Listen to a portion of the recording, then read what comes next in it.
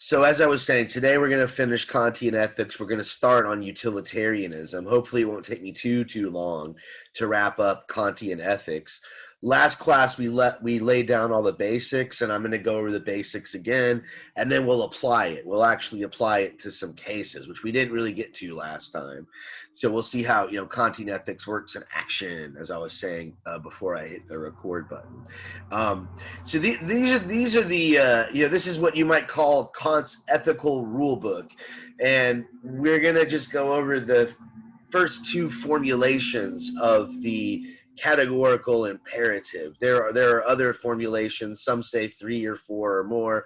Some Kantians argue that they're basically the same thing, just expressed differently. That they're all the categorical imperative is aiming for is consistency and non-contradiction, rationality, being reasonable, and ethics, following reason.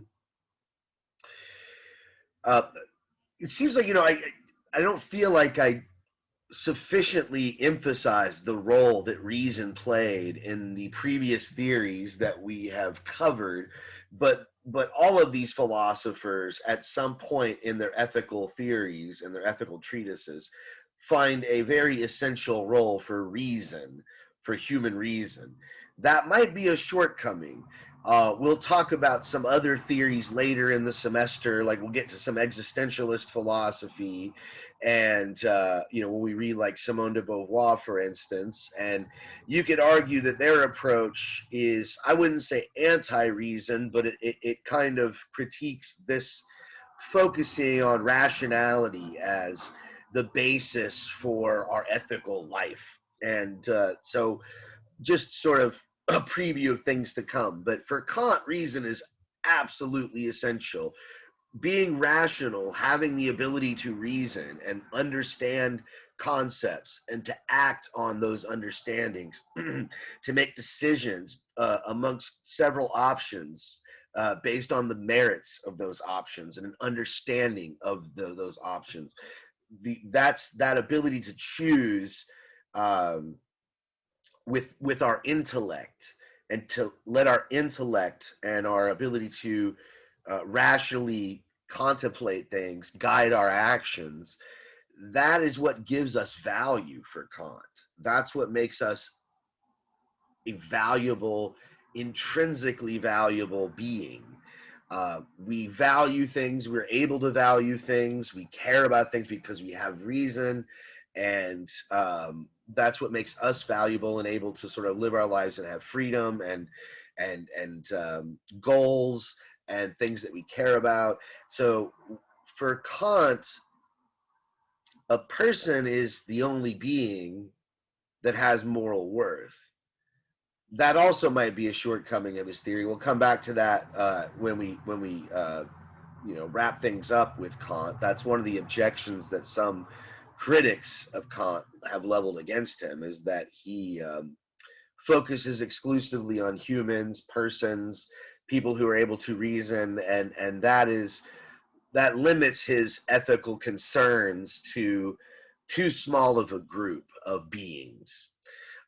So we'll come back to that later. But as I was saying, I don't think I really emphasized the role of reason in the previous theories. So briefly, perhaps I should mention, remember, Aristotle does say that we're rational beings. We use reason to guide us towards virtue. Because we're rational, we're capable of improving ourselves through habits and practice and examples. And reason guides us towards moderation, that golden mean for Aristotle. It also makes us political, social animals. We aren't just driven by our base needs and drives and desires, but actually we have an intellectual understanding. And so we need something more than just fulfilling our needs. We need to feel meaningful in a political structure, in a social structure, in a community. So rationality plays a key role. Aristotle defined human beings as the animal rationale. At least that's the Latin Homo sapiens, right? The being that thinks, right? The man that thinks, the thinking thing. Um, that's Descartes. In natural law theory, similar idea. We are given reason to understand natural laws. Because we're able to understand the natural laws, we're able to understand right and wrong. St. Thomas Aquinas thought that animals didn't have to act moral because they didn't understand morality. Animals, they're they're they have to adhere to natural laws of gravity and things like this, and they need food to eat, but they don't have reason like humans do, so they can't understand that it's wrong to murder or whatever. And so animals are outside of that natural. Now, there are other approaches to natural law, but that's sort of Aquinas. Reason gives us this direct understanding of good and evil. It's like a sixth sense, a moral sense that we have. And then in contractarianism, reason leads us to survival. It's rational to want to survive, or it's not even really rational, it's an instinct. But our reason is what leads us to form social contracts, because we rationalize that it's in our best interest to form a social contract. Otherwise, surviving on our own is just way too hard. It's way too difficult. So those are various ways in which human reason, plays a big role in all of these theories. But I would argue that for Kant, it's even more central than those theories. I mean, without reason, you got nothing. Let's look, just to sort of make my case here. Let's look at this first slide that I have. Losing my controls here. This is what we went over last class. I'm not going to go into all the details, but he starts his examination of morality by asking, well, what is good?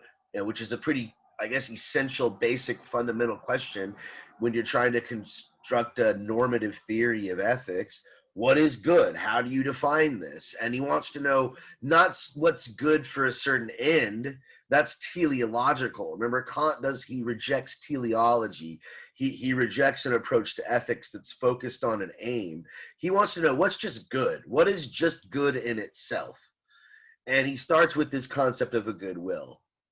And this is why I say reason, rationality, is so essential to Kantian ethics. The fact that we have reason, and for him, what that really means is the ability to understand concepts and to apply those concepts in our actions and let those concepts guide our actions, to make a decision between different choices based on reasoning.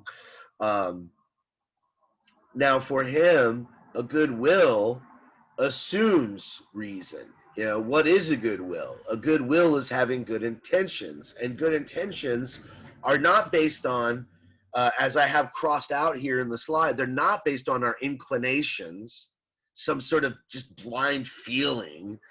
We just sort of are just leaning towards that approach.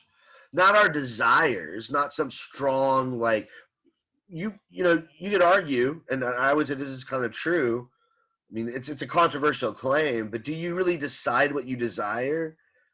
When you smell that delicious pizza and your stomach starts grumbling and you want to eat it, did you decide to want to eat that? Did you decide to think it smelled good? No, you just desire it. You just do. And your needs also, you might say, or something like that. They don't depend on anything in the universe but your own needs. And so they're not based on reason or anything like that. So good intentions for Kant are always, it's based on a sense of moral obligation, necessity. I've reasoned about it. I've thought about what the right thing to do is. It's based on a sense of duty, as he puts it. So it's my actions are based on a strict adherence to some ethical law. What is the ethical law? We talked about last time. It's a categorical imperative.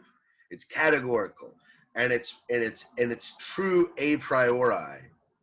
Okay, it's true regardless of the outcome, regardless of the consequences, regardless of who it is that's doing it or why, who they're doing it to. It's a universal categorical approach to ethics.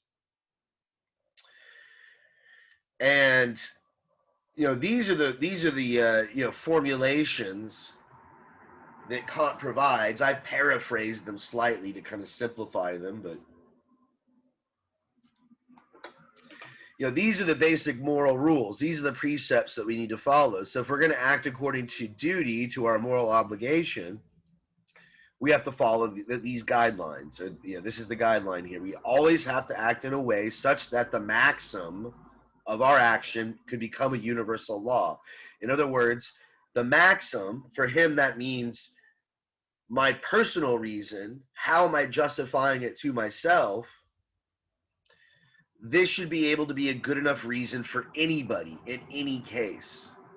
So whatever my own reasoning is should be applicable to all people at all times. If everybody followed this advice, if everybody followed this reasoning, how would things stand? How would the world work? That's the question we want to ask ourselves if we're a Kantian, if we're applying the Kantian approach to ethics. And so if we're looking at it from the standpoint of this first formulation, it's sort of a two-step process. The first thing we need to consider is, what maxim am I acting on? Why am I doing this? How would I justify this to somebody else? If somebody called me out on what I was doing, said, hey, why are you doing that? How would I explain myself? And then I have to ask myself, well, what if everybody used that kind of reasoning in all cases? At the end of class last time, the example I gave was, what if your maxim was that you just don't like to follow the traffic laws, that you like to speed, you don't like to stop at red lights, you don't like to stop at the stop signs, you don't like to use your signal and when you're changing lanes, that's just, you're too busy for all that. Stop, that's too many words, just keep going, right? I'm not going to do all this stuff, right? Now, that's going to be a pretty dangerous maxim to live by. So, I mean, right off the bat, you're probably thinking, geez, that's probably not a good way to live your life. But think about what would happen if everybody did this. It'd be even worse, wouldn't it, right? So if everybody lived their life according to that maxim, to always ignore traffic laws and just to drive however they felt and just drive through red lights and all that stuff, if that was a universal law that everybody acted on that principle, it would be chaos. It wouldn't really work. We would probably all just get in accidents and nobody would get anywhere because we'd be, T-boning each other in intersections or something, right? So this is an example that fails the test of the categorical imperative. And the second one, the second formulation of the categorical imperative, I prefer, this is a little bit more wordy, it's more verbose, so I'm going to read it off here in a second, but it's actually, I think, a more straightforward precept. It's something easier to apply to the situation, right? The first formulation, remember, it's a two-step process. What's the maxim? What's my personal subjective reason for doing this? And then how would things stand if everybody acted always on that reasoning? Would the world work? Would this work? Or would it be self-defeating? Would it be contradictory? How would this work? The second formulation is a bit more straightforward in application, but it's a little bit more complicated in definition. Let's look at what Kant says in his second formulation.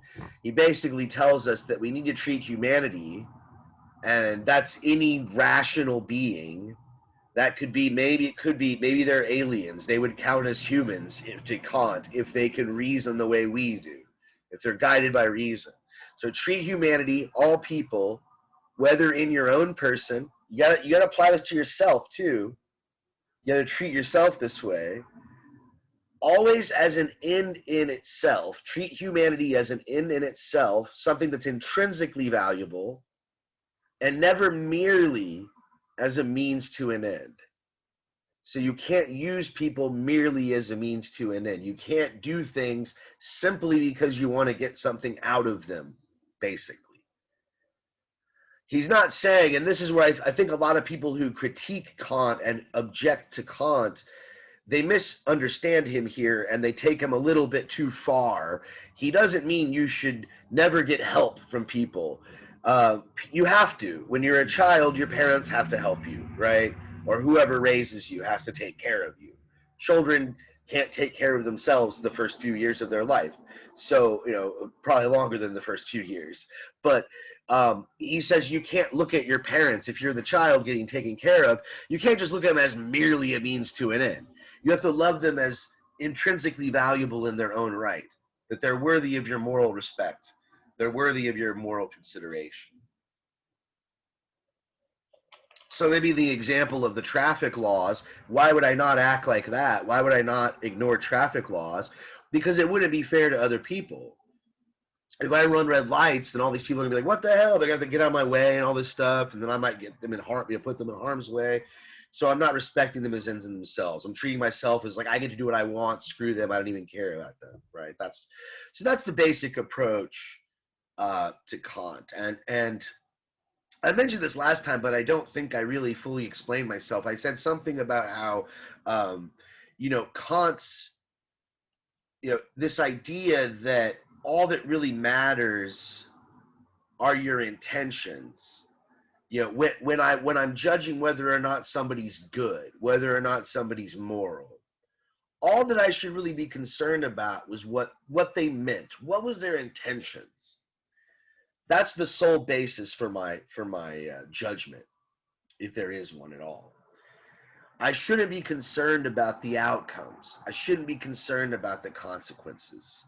It's all about intention, you know. And there's a certain level where this is very intuitive. There's this movie. It's hesitate to recommend it because it's a Woody Allen movie, and I know he's a very controversial figure for obvious reasons. But there's a Woody Allen film from the '90s. It's kind of hard for me to watch because my ex-girlfriend Scarlett Johansson is in it, and so we're still good friends, but she got a little too clingy, so we had to kind of split it off. But very talented actress, which no hard, it's it's water under the bridge, as they say. But the movie, it's called Match Point. Um, I don't think Kant would like this film, but it's a good film to, I think, kind of illustrate this Kantian intuition that it doesn't really matter what you do. If you're a bad person on the inside, you're a bad person, right? So even if you do a lot of good things, you're still kind of a creep or a bad. So the movie, again, I don't think he would have liked it. Especially after, I'm going to spoil it for you too, by the way. So you're like, oh, it's a spoiler alert. But basically the film is about this man who is, he's a pretty handsome, young, he's a tennis instructor. He makes his living as a tennis instructor for very wealthy people in London area, right? And so he ends up seducing or kind of falling in love with, he never falls in love with her. That's the wrong way. He ends up dating one of his clients, this woman. She's about his age, and they hit it off because he is very cultured. He's very cultured. He's very well read. He reads Russian literature. He is a connoisseur of the opera. He's got very high class taste, but he's from like a working class background. And the character, this guy, he's very ambitious. He really wants to be rich. I think he wants to make money in real estate or something is kind of his plan to get rich. And so he ends up, again, dating this very wealthy woman, and it's pretty obvious he's not that into her. He's just kind of like, he sees how rich she is. Her family owns, they own this whole like section of the opera, right? They've got like the balcony seating at the London Opera House. And so she finds out he's an opera fan, so she invites him to the opera. And anyway, again, it's pretty obvious to the viewer of the film that this guy's not that into this woman. He's just kind of like, she's cute, she's all right, but man, like she's got money. But he ends up getting into a pretty serious relationship with her, and the family even loves the guy because he's really charming, right? Not only is he cultured, but he's really charming, and the family kind of owns him, and he ends up marrying this woman, and the father-in-law gives him a job with the family business. He ends up losing money with the family business because one of his kind of sleazy friends gets him to loan him a bunch of money that's not even his. It's not even his money. But throughout this film, this guy keeps doing all sorts of shady stuff, and nobody really knows. Everybody thinks he's just this great guy. Even after he loses all this money in the family business, um, his wife kind of forgives him. And at that point, he's got a mistress. This is where Scarlett Johansson comes in, right? She shows up at one of these parties at the mansion, and he sees her there, and he hits it off with her, and he finds out that she's engaged to his brother-in-law. But then they break up, and he goes after her, right? So he's sleeping around on his wife. She thinks that he's staying late at work because he feels guilty about losing all that money for his dad's. Oh, he feels so bad for losing father's money. He's such a hard worker. What a good husband. He's been working these long hours at the office every day. Sometimes he doesn't come home at all. He'll just sleep in his office overnight. I try to tell him it's no big deal. He's oversleeping with Scarlett Johansson. He's not staying late at the office. And he's telling her that he's not happy in his marriage, which he really isn't. I guess he is kind of being honest. He's not happy in his marriage. He's just with her for the money, for the penthouse apartment. He's trying to get his wife pregnant, and he can't. Like, they're having trouble having a baby, and he accidentally gets his mistress pregnant. He finds out that she's pregnant. She gives him an ultimatum. She says, you either tell your family that we've been seeing each other, or I'm going to tell them, right? You tell your wife, you've been telling me for over a year now you're going to break up with her, and that she's just mentally unstable, and you got to wait for a good time to leave her. But no, like, this is it. I'm pregnant. I'm having a kid. You got to get a divorce. So he decides. What does he decide to do? Anybody see this movie? Have a guess? Does he come clean and tell his wife all the stuff that's been happening? No, he kills the woman. Of course, he murders her. He murders the pregnant mistress. This man is a horrible man. Okay, this whole movie, we see him do all these things, and nobody in the film knows that he has a bad will. We know he's got a bad will. They just see the charm, the wit. They have this view of him that is completely distorted. But we know underlying all of those, that facade is a bad will. And again, I told you, spoiler alert, he murders his mistress pretty early in the movie, about halfway through the film, and you think he's going to get caught because he's not really good at this. He's very foolish. He leaves all this evidence.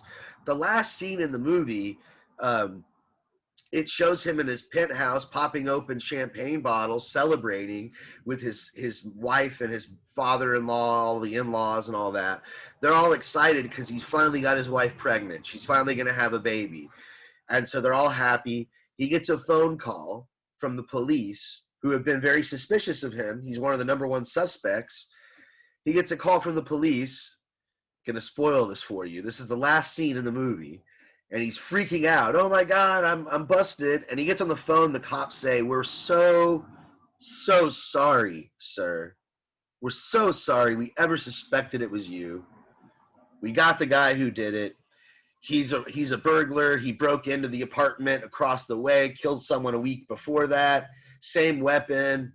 It's got to be the same guy. It's not you. We're so sorry we ever suspected it was you. And he ends up like with this huge smile on his face, hangs the phone up, and then the credits of the movie roll. That's the end of the movie, right? So it's pretty messed up, right? So, this guy gets away with everything. And everyone that lives, I guess the only one in the movie that realized what a shit he was the Scarlett Johansson character. She didn't realize that till he was shooting him, right? Till he was shooting her. Again, I don't think Kant would like this movie, but it's a pretty good film to kind of illustrate his point about how intentions matter. You can have a lot of good things, wit, charm, but that is not good without qualification. The only thing he says that's good, Kant, without qualification is a goodwill, is having good intentions. So if he was doing the things he was doing for the right reasons, if he was being charming and witty because he was just a warm and good, charming human being, that's one thing. But he was doing it to seduce this family into giving him status and money and for his career. He was using them as a means to an end. And so, and we know that watching it, and as Kant puts it, no rational spectator could enjoy that. They're always going to watch that film and go, God, look, that guy got away with it. It's messed up. On the other hand, I want to push back a little. I'll give some counterexamples, but first, let's do a little bit of a thought experiment. I feel like everyone's way too quiet in this class. We'll try to get a little bit more interaction. Let's do a thought experiment. Think about this. What if, let's say we were on campus and we did our meeting, we had our class, at the class is over, and I let everyone go. And so let's say you're sitting in your seat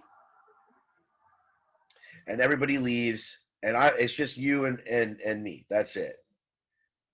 And then you see me. I get my stuff. I'm like, hey, could you shut the door on your way out? You're like, cool, that's fine, because you got a bunch of stuff you got to mess with or whatever. And I'm like, hey, you can stay. Just go ahead and shut down everything when you leave. Make sure the door is locked, behind you. So you're like, cool, sure, I got it. And as you look up and you see me walking out of the classroom, you notice that this huge wad of cash, like I'm kind of fumbling in my pockets, and this big wad of cash just falls out of my pocket onto the floor, and I don't notice it. So I just keep walking out of the classroom, and you're sitting there, and you see this big stack of money on the floor, like $300 or $400 or more, let's say. And let's say you're actually kind of hard up for cash right now. Let's say like you really need money, like you just got your electric bill for last month and it's like through the roof. Now, there are several ways we could respond in that scenario. Okay. Now let's say the first thing, one, you could just steal the money. Right? There's no one there. I'm like all the way down the hall. I don't even know the money's missing yet. There's no cameras anywhere. You really need that money. You could steal it. Okay. I'm guessing most of you are going to say that's not the right thing to do. That's not the ethical thing to do. So that's probably not the best option if you're going to be a good person. Okay. You can be ethical. But let's say in another scenario, let's say you see me drop the money, and almost reflexively, you don't even think, even though you have a bad electric bill and you're broke and you need the money, the thought never even crosses your mind. You see me drop that money on the floor. You're like, oh, crap, Professor Ross lost. He didn't notice, but he spilled a bunch of cash on the floor. That's a lot of money. He's going to be mad if he finds out he lost that. Let me go grab this and give it to him. And then you go run off down the hall and, hey, Professor Ross, you give me my money back, okay? Or what about if, let's say, you really want to do it, like, you really want to give me the money back, but then you think, well, geez, that's not the right thing to do. I want to steal this money. I'm tempted to steal this money.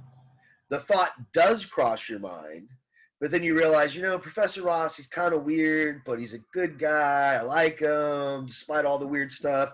I want to give him his cash back. He deserves it, Or how about the last one? This will be the last option. You really want to take the money and you really want to steal it, but you're afraid you're going to feel guilty about it afterwards. Like, you would do it and you're like, but you're afraid that like either you'll get caught or you won't be able to live with yourself or you won't be able to sleep at night, or you'll be nervous next time you're in class because you'll be thinking, does he know maybe I was the one that did it? Like, he knows I did it. Look the way he looks at me, you know? So which of those responses do you think would make you the most moral out of the four? I don't think the first one wouldn't, right? The first one is you just steal the money without any regrets. Like, screw him, what an idiot. I'm taking that money. He's stupid enough to drop it. You know, that's his problem. Easy come, easy go, right? Or what? That's not the expression. I was, you snooze, you lose, right? So the first one, I don't think anybody's going to say that's the ethical. I don't know. Maybe somebody will. If you do, jump in and debate me. But the other three options are probably the three that you guys are going to want to choose, right? So the second option is, you know, you want to do it, but then you think about how much like you would feel if you lost that money. You respect me, you know, out of respect for me, you go give the money back, right? Actually, sorry, that wasn't the second option. That was the third option. The second option was like just automatic. You never even were tempted to steal the money. You just grabbed it, ran down the hall, said, "Oh, he dropped the money. Give it back to him." Right? Third option is you wanted to, you thought about it, you thought about how bad that was, and you gave it back to me because of, you know, that's the right thing to do. The last final option is you wanted to take it, but you were afraid of the consequences. You were afraid you were going to feel guilty. You were afraid that you might get caught, whatever. Which of those is the best, do you think? So I think the second, in my opinion, is I think the second and third kind of like go hand in hand, because not even just referring to this situation, like how you were saying, if you don't have how we thought that guy was goodwill, but his intentions was to just like snaggle into the family to steal money. Um, I think it goes for like if we drop the money and we think it crossed our mind, wow, I could take this money, but we still decide to do that. We still decide to give it back to you. I still think that's kind of like a moral thing to do, like a morally good thing to do, because throughout our day, like we always have those thoughts, regardless of if it's something small or not. Like we'll be like, oh, like I could, like I want to smack this person, but you think to want to smack the person, but you don't do it. Right. Or just like even on a smaller scale, smaller things, you'll be like, oh, I don't have to wash this person's dish, but you decide to do it just because, you know, like, hey, you're already there, so why not do it? So Right. on a smaller scale, we already do it. I think we always have these thoughts, and it doesn't necessarily make us a bad person to have these thoughts. I think it makes you a bad person if you act on these thoughts. Right. And so I think the second and the third reason are both morally correct and are equal, because you're still turning the money in regardless of what your thoughts were. Right. Well, he's going to actually be more with, and it sounds like you're kind of more with him here too. He would, I think, prefer the third option. Just to be clear, make sure we're straight on the options, right? He would actually think that what you're describing is better, right? That you know, you give the example of like, yeah, I want to smack this person, but I'm going to withhold my smacking, or like, you know, I'm here, I'm washing my dish, might as well go and wash this one. What the heck, you know? Like, the thought crossed your mind to be lazy, but you're like, but nah, what the hell? I'm going to do this, right? For him, that actually is a goodwill. That's a goodwill. That is sort of, that's based on rationality. You're reasoning about it. Ironically, though, he would distinguish that from option two. And maybe I wasn't very good the way I described the options, but I was trying to emphasize in option two that it was more reflexive, that there was really no thought process. You just did the right thing on impulse. You just, oh crap, money. Just give it back to him. Um, Ironically, Kant would say that that situation is not as moral. They're not as moral. It's more moral when you do something that you would actually prefer not doing. You're like, I'd rather steal the money. Like, I'd rather take the cash, but that's not really the right thing to do. You know, like That's not cool. So for him, the third option really would be the best. And the fourth option he wouldn't like either, because you're thinking of the consequences. You're like, you did the right thing, but the only reason you did it was because, I don't know, you were afraid you'd feel guilty about it in the future, or you were afraid you might get caught in the future, or you'd be nervous around the professor the next time you saw them, even though you could always deny it and they could prove nothing. You still, they would suspect you, and that'd be kind of awkward, and is it really worth it? You're still thinking of consequences. But I think all the examples you just gave, I think it was Raven that was talking, all the examples you just gave, I think are those, that's what he's looking for. He's looking for these, like the way you put it. I don't think he would agree with that. I kind of agree with it. Depends. I don't know. I have to think about this some more. Like you were saying, the thought's always going to cross our mind. Like you're always going to think about it. It's whether or not you act on it. And I think he's kind of assuming, well, maybe the thought doesn't always cross your mind. Sometimes you are just on autopilot. Sometimes you just do things. So, and I think that's kind of true. Sometimes you just do things out of habit, and that's a big. Maybe this is why, another reason why Kant thinks this way. I just thought of this. He tried to distinguish himself from his predecessors in his approach to ethics, and he never really mentions Aristotle by name, at least in this essay that I'm drawing from. But it's pretty apparent he's got at least the Aristotelian approach in mind. And for Aristotle, being good and ethical, it's largely a matter of developing habits, developing good habits and good behaviors. And so being virtuous eventually, when you become an adult, it should be like second nature. Aristotle compares it to learning how to play a flute or being an archer. If you develop that skill, like you can play the guitar, when you first were developing that skill, it required a lot of forethought. It required a lot of attention and thinking about how you're holding your fingers and how fast you're plucking the strings and which strings you're plucking and whatever. But then once you become a virtuoso at the guitar, you pick it up and you just play the E chord and the F chord, and you just do your progressions. But Kant seems to, and I have kind of my issues with this. This, I think, is based on the way that Kant conceives human experience in general. Um, to me, it seems like he almost like portrays us as these walking robots that are always analyzing everything that we do. And I'm afraid that even if we tried to be Kantians, it would be self-defeating, because it's like, imagine if every time you did some action that involved somebody else, you were always asking yourself, let me go back to the slide here. You're always asking yourself, um, is my maxim able to be used as a universal law? Or am I treating this person as a means to an end and not as an end in himself? Like, you're not constantly thinking about this all the time, right? You just do things. It becomes second nature. And does that mean you're no longer doing it out of goodwill? I don't know. I don't think so. Like for instance, if one of the things he says is that you should never lie. Why should you never lie? Well, let's suppose that you lie for, the example he gives. What if you lie to your friend to borrow some money? I mean, you're never going to pay your friend back. You're never going to be able to pay your friend back, but your friend is wealthy, let's say. Your friend has all this money, and it won't hurt them. They'll be all right if you never pay them back. But that if you tell them that, they're not going to give you the money. So Kant says, well, let's just say you go ahead and lie. Let's say you lie and you borrow the money. Well, would that be, ethical? Would that be in accordance with your moral duty? He says no. Because, well, what are you telling yourself? You're basically saying that anytime I'm in need, I can just sort of make anything up. I can lie to my friends. I can lie to anyone to get what I want.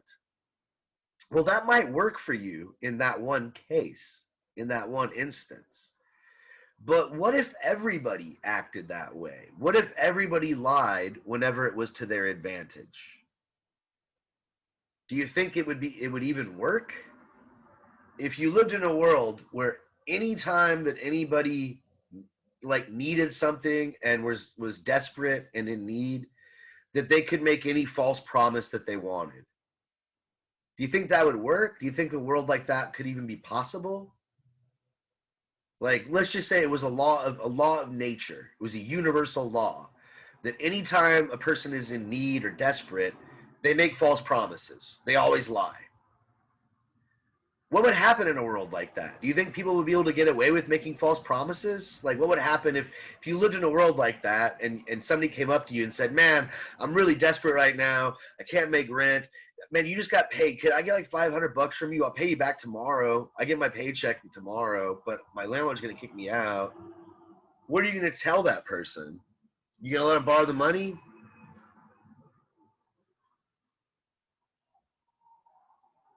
You guys are like, I don't. Yes, I would. You would? You told me that you told me you needed the money because No, I wouldn't. Well, he says, look, if it was a universal law of nature, like that anytime somebody was in need, they always lie. They always make false promises. oh, okay. I thought you were just saying like he told me the truth. Yeah. No, they're always lying. You know, anytime you're in need, you're able to lie. That's basically the person's justifying it. They're like, well, man, I gotta lie because I won't get the money otherwise. That's the maxim. Well, what if that was a universal law? What if everybody acted on that maxim? What if everybody, anytime they were in need, was like, man, I'm gonna lie, and they just did that? Would that work? Like, no. As Kant puts it, it'd be self-defeating, right? If you made lying universal, nobody would actually be able to get away with even lying. It wouldn't be possible because people would laugh at it. They would just be like, yeah, sure, you know. So lying fails the test of the categorical imperative, right? We can't lie because we can't. And if we look at the second formulation here, I guess it's pretty obvious that if you lie to somebody just to get money, then obviously you're treating them as a means to an end. You're just using them. So it's a violation of the categorical imperative for that reason as well. But again, this is not just in regards to others that we have to be concerned, but even in regards to ourselves. So this is why Kant says that we should not commit suicide, because if we commit suicide, we're using ourselves as a means to an end. That we're maybe we're suffering depression or pain or anguish, and we want to kill ourselves in order to end that. We're using ourselves for a certain end, for a certain aim, and therefore that is a violation. What are some other examples of how could a person use themselves as a means to an end? I think it's pretty obvious how you could use someone else. Like you could, like the example I gave, you could lie to somebody to get money. All sorts of ways. But how else, besides like the suicide, I guess that's the more obvious. How else could you use yourself as a means to an end and not respect yourself as an end in itself, right? As intrinsically valuable. Any other cases where this might be applicable, where an individual might actually use themselves as a means to an end, not respect themselves? At least according to Kant, this, you might not agree with them.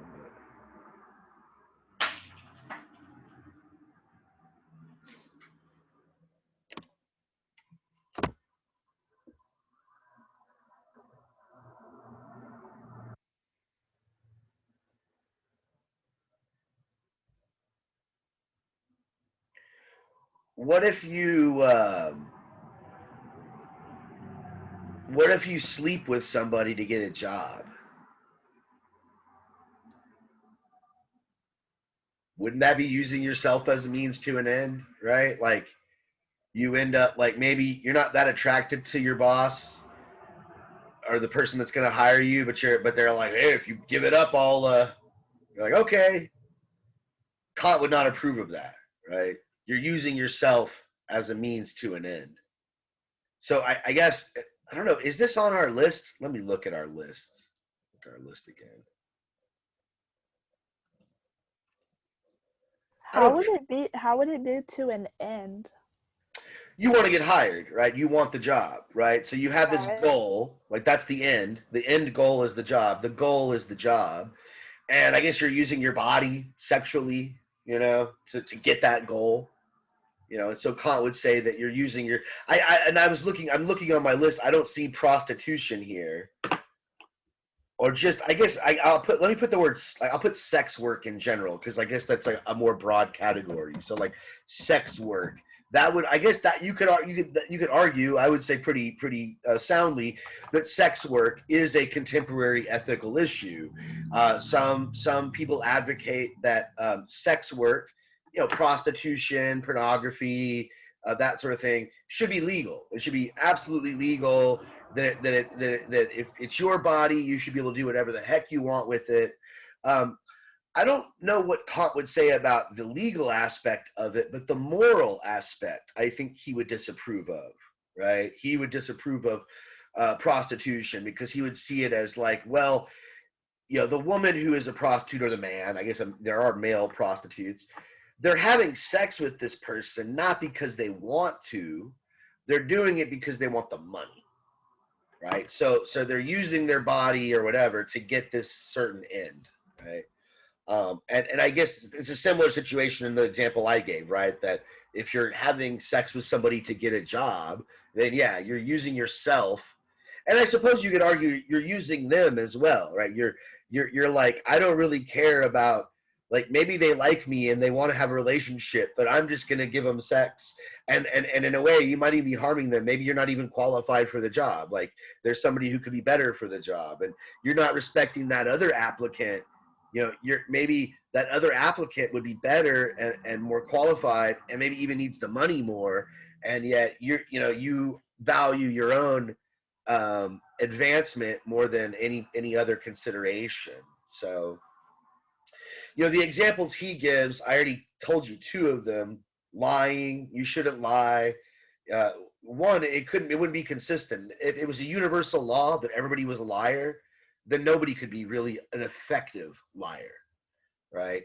um, he mentions being lazy, right? Not doing anything, not being productive. He says, well, I suppose one could live your entire life lazy, but if it was a universal law, that really is something you couldn't act on in all cases. Eventually, you'd want to do something to improve yourself. And the other thing is too, helping others, right? You can ignore others and you can be selfish, but that's not something you can ever act on universally. There's always going to be some situation where you're going to think, geez, I would want help from somebody else.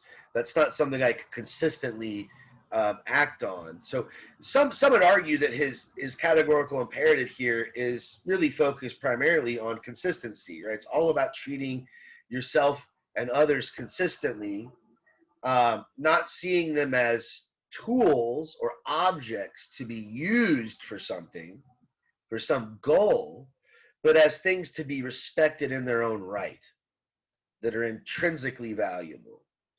And also, any sort of rationalization for what you do should be able to be consistently followed. It shouldn't be something that's only true in this one case, or I'm going to make an exception for myself, but I would never like live in a world where everybody followed this rule.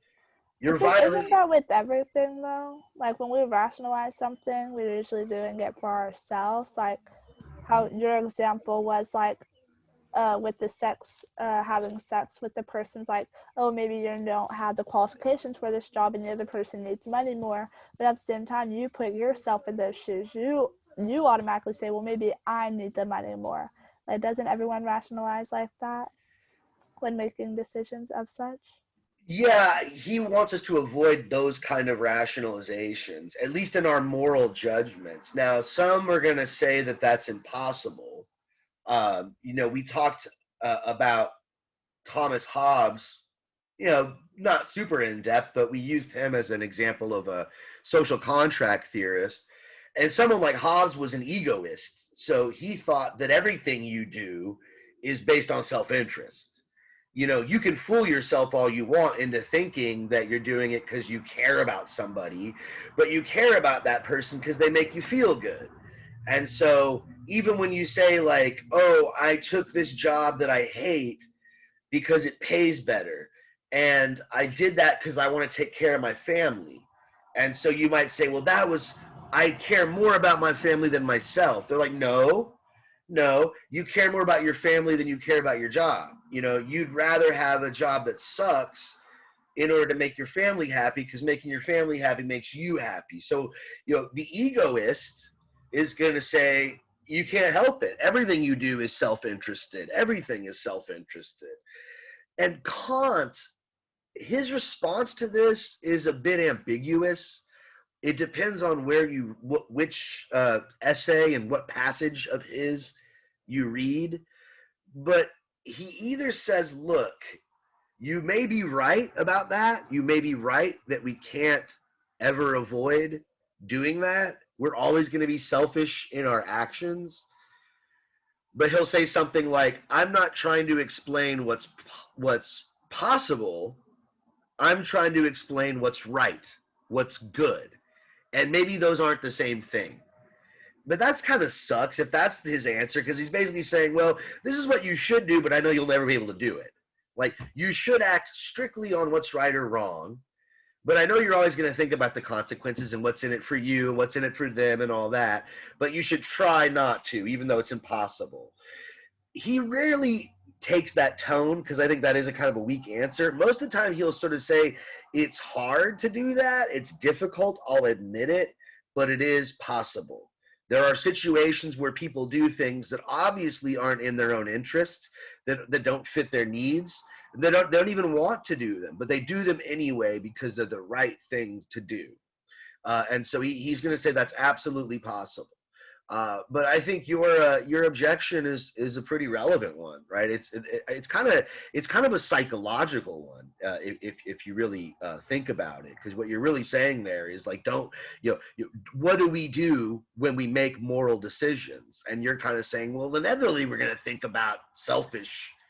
We might not act on purely selfish motives, but we're inevitably going to think about what's in it for us. Aren't we always going to be guided by that to a certain extent? And that's a pretty deep psychological question. And maybe that's also what makes one of the problems, I think, with Kantian ethics, and one of the advantages, you could argue, of the next theory that we're going to cover, which I don't think we're going to have time to cover it today, because I'm just noticing it's like already almost 10 minutes after 11, and we haven't even finished Kant yet. So I think I might have to push back the due date for our paper even further. Maybe I'll give you guys till Friday next week. But anyway, when we get to utilitarianism, this issue of the psychology isn't quite as important, because unlike Kant, the utilitarians focused almost exclusively on consequences. Is an action good? Is it bad? Who knows why you did it? I can't read your mind. I don't know why you did it. I just know what happened and what the result was, and that's all I can judge. And so John Stuart Mill, right, he's one of the most famous utilitarians. That's kind of how he goes about it. That's part of his argument. It's like, well, we can't judge your intentions. We don't see those. All we see are your actions. I suppose a Kantian would say that's a fair objection, but this theory it's hard to apply to other people, especially if you're just thinking in terms of the first formulation here. You don't know what their maxim is. At least how Kant understands that word. You don't know their own personal justifications. They can tell you why they did something, but sometimes they don't even know why they did something. Heck, sometimes I don't even know why I do some of the things I do. But the Kantian's going to say, no, you always know your own intentions, right? You can always know why did you do it, and so it's easy to apply to yourself. Maybe not quite as hard, not quite as easy to apply to other people. But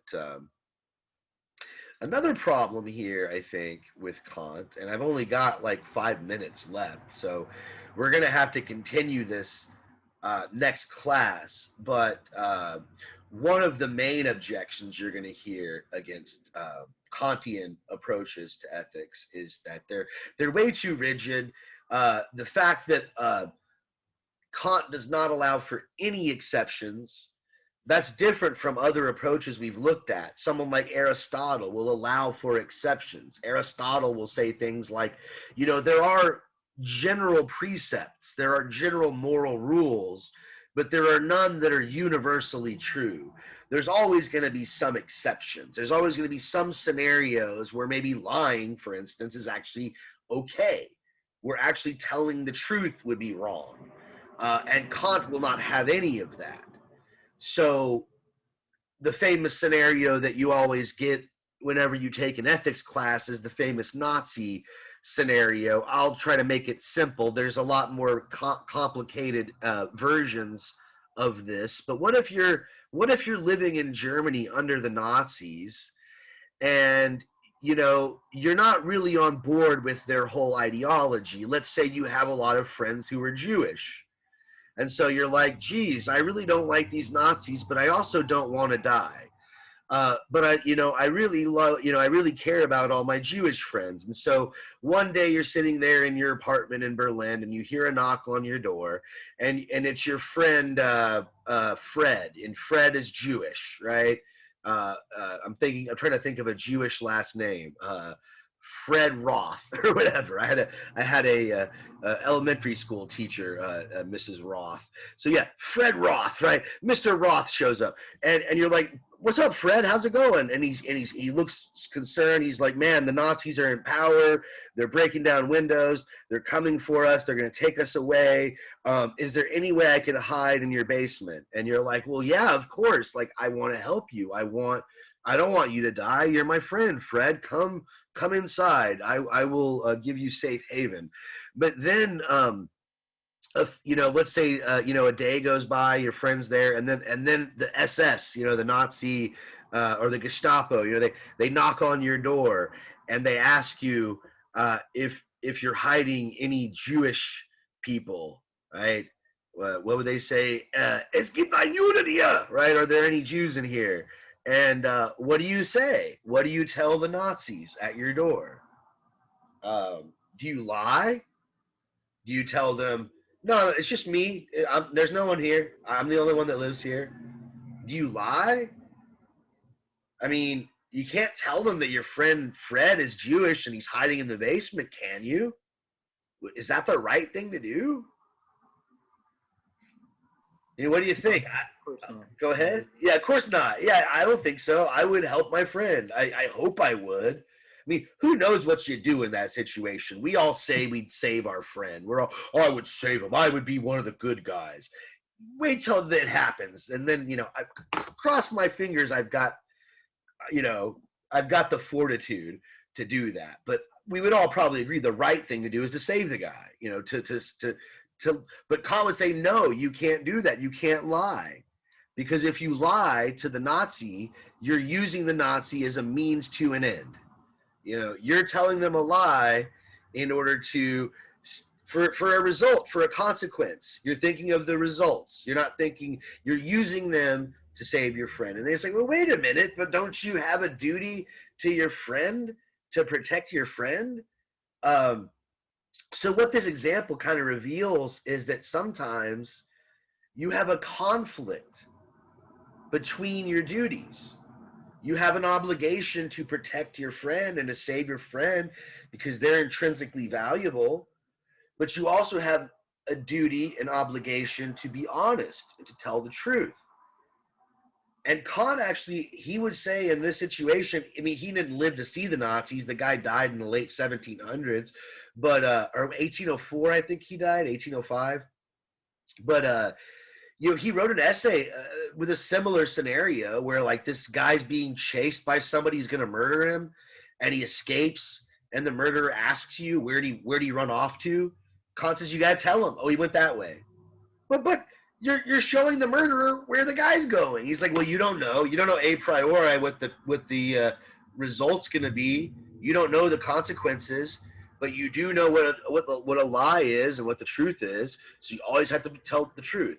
this kind of seems ridiculous. This kind of seems um, a bit too rigid. Aren't there always some exceptions to the rules? Um, you know, what we get here really again is a conflict of duties. It reminds me of if anyone's a Game of Thrones fans, the who's the guy that everyone hates, the Lannister, Jamie Lannister, I guess. Um, if you've ever seen that show, Jamie Lannister is pretty much well hated throughout the kingdom. Everybody hates him. They call him the Kingslayer. There's good reasons why you don't like this guy. He's a does a lot of things in the show that makes him pretty repugnant. But he's famous for being a Kingslayer. He was supposed to be the guard of the king. He swore an oath to protect the king, and then he kills the king, and his brother-in-law becomes the new king or something like this. So it was kind of sleazy, but you come to find out that the reason he killed the king was because the king wanted him to murder hundreds of people. And so he swore an oath to protect the people, and he swore an oath to protect the king. Which one of those two oaths does he uphold? He can't do both. He has to pick. And Kantian ethics doesn't really give us a good way to decide. Now, there are some responses. I don't want to leave the Kantians on the hook. We're out of time, though, so I'll have to cut the meeting short here. But we'll talk about some of the objections to Kant.